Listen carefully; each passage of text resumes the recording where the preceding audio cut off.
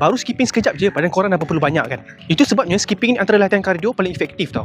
10 minit je korang skipping, korang dah boleh bakar 100 ke 150 kalori tau.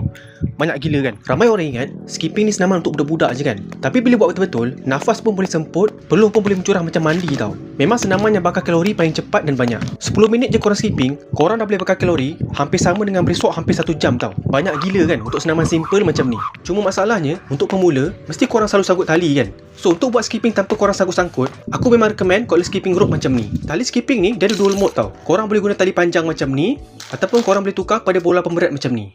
Tali skipping ni ada counter, senang korang nak kira lompatan dan track progress workout korang. Yang best ni main skipping ni, korang tak perlukan ruang besar pun tau. Sesuai untuk workout dalam rumah, sangat senyap dan beginners friendly.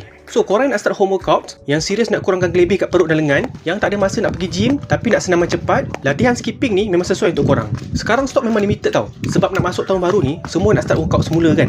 Aku dah letak pin kuning kat bawah ni, korang boleh grab sekarang sebelum stok habis.